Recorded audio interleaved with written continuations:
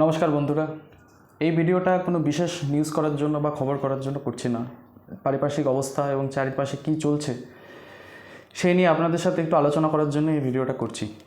আমার নাম প্রদীপ্ত, খবর কথা চ্যানেলে আপনাদের সবাইকে জানাই স্বাগত। নির্বাচন তো শেষ, কিন্তু প্রতিবারই আমরা যেরকম দেখি পোস্ট পোল ভায়োলেন্স সে কিন্তু হয়েই চলেছে। কিন্তু এবারের পোস্ট পোল ভায়োলেন্সটা একটু অন্যরকমভাবে হচ্ছে। কীরকম? মানে অন্যবার বিজয়ী প্রার্থীরা পরাজিত প্রার্থীদের উপরে পোস্ট পোল ভায়োলেন্স করে, কিন্তু এবার যেটা হচ্ছে যে পরাজিত প্রার্থীরা বিজয়ী প্রার্থীদের উপরে পোস্ট পোল ভায়োলেন্স দেখাচ্ছে। এটা আমাদের খুব চিন্তার মধ্যে ফেলে দেয় যে আজকে ওরা হেরে গেছে তারপরে এরকম করছে, যদি জিততো তাহলে কি করতো। গত বছর মানে গতবার ইলেকশনের সময় 2021-এ যখন ইলেকশন হলো, ইলেকশনের পরে কিন্তু 48 ঘন্টার মধ্যে 300টা লাশ পড়ে গেছিলো। তো এবছর তো আমাদের যুব নেতা অভিষেক বন্দ্যোপাধ্যায় তিনি তো আগে থেকেই বলে রেখেছিলেন যে 4টের পর থেকেই একদম টাইট দেওয়া শুরু করে দেবেন। তো অনেক এটা ঠিক যে ইলেকশনের হিটে অনেক কিছু ভুলভাল কথা বলে ফেলেন, কিন্তু একই কথা বারবার যে আমি টাইট দেবো, আমি দেখে নেব, এরকম গুন্ডাসুলভ একটা আচরণ, সেটা কোনো একজন মানে পার্টির কর্মকর্তা বা পার্টির কর্মকর্তাদের কাছ থেকে আশা করা যায় না। একজন পার্টির সে হচ্ছে অ্যাসিস্ট্যান্ট বলা যেতে পারে, লিডারের অ্যাসিস্ট্যান্ট, ঠিক আছে, সেকেন্ড ইন কমান্ড। তো তিনি এরকম মানে অদ্ভুত রকম কমেন্টস করতে পারেন, সেটা এর আগে মনে হয় আমরা কখনো দেখিনি। যে কমেন্টসগুলো তারা করেছেন, এই কমেন্টসগুলোতে প্রতিটা কমেন্টের জন্য তাদেরকে দুবার করে অ্যারেস্ট করে নেওয়া যায়। এরকম মানে যেহেতু তখন এমসিসি চলছিল, মডেল কোড অফ কন্ডাক্ট, যেটা আজকে প্রত্যাহার করা হবে, অলরেডি সার্কুলার জারি করে মডেল কোড অফ কন্ডাক্ট প্রত্যাহার করা হয়েছে ওয়েস্ট বেঙ্গল থেকে। নির্বাচনী যে আচরণবিধি সেটা কিন্তু আজকে প্রত্যাহার করা হয়েছে।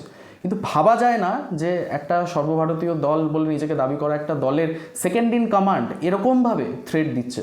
তাহলে লিডার যদি এরকমভাবে থ্রেট দেয়, তাহলে দলের যে কর্মীরা আছে তারা তো লিডারের কাছ থেকেই শেখে, তারা অবভিয়াসলি এরকম মাইন্ডসেট নিয়েই থাকবে সবসময়, মেরে দেবো, কেটে ফেলবো, আমাদের বিরুদ্ধে কথা বললেই কিছু একটা করে দেবো। কিন্তু গণতন্ত্র তো এভাবে চলে না। গণতন্ত্র তো তাহলে তো আমরা সেই আদিম যুগে ফিরে যেতে পারতাম, যখন মানুষ শিকার করে খেত, খাবারের জন্য একজন মানুষ আরেকজন মানুষকে হত্যা করতো। আসলে ব্যাপারটা তা নয়। আসলে ব্যাপারটা হচ্ছে যে এদের মনে আসে বিশাল ভয়। এরা তো প্রচুর দুর্নীতি করেছে। এবার অন্য একটা সরকার যখন ক্ষমতায় আসবে, একটা করে দুর্নীতির যে কালো চিঠ্ঠাগুলো সেগুলো তো আস্তে আস্তে বেরিয়ে আসবে।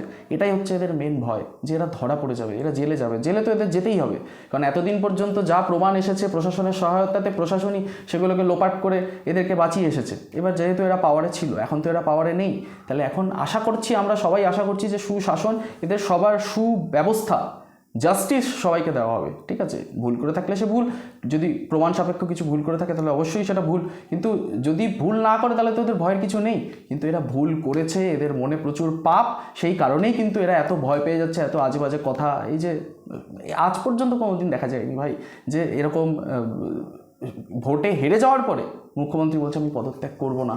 এটা তো গণতন্ত্রকে চরম অসম্মান করা, তাই নয় কি? মানুষের রায়কে অসম্মান করা, যেটুকু মান সম্মান বেঁচে আছে সেটুকু মানে হাওয়ায় ছড়িয়ে দেওয়ার মতো ব্যাপার। তো এবার যাই বলুক, আমাদের কাছে তো আমরা আগের ভিডিওতে আলোচনা করেছি, আপনারা চাইলে সেই ভিডিওটা গিয়ে দেখতে পারেন, যে আর্টিকেল 164 কিন্তু আমাদের সংবিধানে আছে, যা বলে যে মুখ্যমন্ত্রী যদি ছেঁচড়া মুখ্যমন্ত্রী কেউ যদি পদত্যাগ করতে না চান, তাকে কিন্তু রাজ্যপাল বরখাস্ত করে নতুন রাজ্যসভা তৈরি করতে পারেন। তো এই ব্যাপারগুলো আমাকে খুব ভাবাচ্ছে যে 5 বছর ধরে বিরোধীরা, তাহলে এই এখনও পর্যন্ত শপথ গ্রহণ হলো না, তো এখনই এত কিছু করছে, তাহলে 5 বছর ধরে এরা কি করবে? আপনারা সবাই চন্দ্রকান্ত দত্তকে হত্যার ঘটনাটা দেখেছেন। ভাবা যায় যে একটা মেবি তিনি উডবি চিফ মিনিস্টার, তার যে পিএ পার্সোনাল অ্যাসিস্ট্যান্ট, তাকে এরকমভাবে মানে মাঝ রাস্তায় দাঁড়িয়ে এত প্ল্যান করে খুন করা হলো। এরকম পোস্টপয়েন্ট ভায়োলেন্সের নজির আমার মনে হয় না পশ্চিমবঙ্গ এর আগে কখনো দেখেছে। আর তারপরে তো আরও একটা সব থেকে বড় কথা হচ্ছে যে যেটা বললাম, যে অন্যবারে পরাজিতদের উপরে বিজয়ীরা হয়তো ভায়োলেন্স দেখায়, কিন্তু এভাবে বিজয়ীর উপরে পরাজিতরা ভায়োলেন্স দেখাচ্ছে। তাহলে কীরকম একটা মাফিয়ার নেটওয়ার্ক এটা ভেতরে বানিয়ে রেখেছিল ভাবুন। কোনো কিছুতে তো চুরি করতে ছাড়েনি, বালি চুরি, কয়লা চুরি, ঠিক আছে, চাকরি চুরি, এত টাইপের যে চুরি, এগুলো করতে গেলে তো একটা টিম এদেরকে ভেতরে তো বানাতে হয়েছে না। সেই টিমটা তারাই কিন্তু এখন ভায়োলেন্স দেখাচ্ছে, যে টিমটা শ্যাডো তৃণমূলের টিম, যে টিমটা পুরোপুরি চোর, গুন্ডা, বদমাস, ডাকাত এদেরকে দিয়ে তৈরি। এদেরকে নিজের হাত করে যে পার্টি এতদিন ধরে নিজেদের কর্মকাণ্ড কিন্তু চালিয়ে এসেছে। আর জাহাঙ্গীরের নিউজটা তো আপনারা দেখেছেন, ফলতার সেই ত্রাস পুষ্পা জাহাঙ্গীর, সে তো নাকি বাংলাদেশ পাড়াতে গিয়ে ধরা পড়েছে, ঠিক আছে, ভোটে হারার পরে বাংলাদেশ পাড়াতে গিয়ে সে নাকি ধরা পড়েছে। তো এরকম শোনা যাচ্ছে। এই ঘটনাটার সত্যতা আমি এখনও যাচাই করতে পারিনি, কিন্তু আমি শুনেছি, ইউটিউবেও দেখা যাচ্ছে, আপনারাও নিশ্চয়ই দেখেছেন যে পালাতে গিয়ে সে বাংলাদেশ পাড়াতে গিয়ে ধরা পড়েছে। আরেকটা খবর হচ্ছে যে এই শার্প শুটাররা যারা কিনা চন্দ্রকান্তজিকে খুন করলেন, ঠিক আছে, এই চন্দ্রনাথকে খুন করলেন, কারেকশন। তো চন্দ্রনাথকে খুন করার পরে অনেকেই আশঙ্কা করছে যে কিলার্স তারা নাকি বাংলাদেশ পালিয়ে যেতে পারে, হয়তো তারা বাংলাদেশ পালিয়ে, এখন বর্ধমান জায়গাটা কিন্তু বর্ডার থেকে খুব একটা বেশি দূরে না। আচ্ছা, আরেকটা ব্যাপার সেটা হচ্ছে যে আজকে কিন্তু মধ্যগ্রামে ভাগাড়ের মধ্যে একটা বাইক পাওয়া গেছে, যে বাইকটা কিন্তু পুলিশ সাসপেক্ট করছে যে এই মার্ডারের সাথে কোনো লিঙ্ক এই বাইকটা থাকতে পারে। প্রত্যক্ষদর্শীদের বিবরণটা আপনি তো শুনেছেন, কি শুট আউটের যে ঘটনার বিবরণটা নিশ্চয়ই শুনেছেন, যে একদম ফিল্মি স্টাইলে বাইকটাকে দাঁড় করিয়ে এক পায়ে ব্যালেন্স করে তারপরে গুলি করেছে।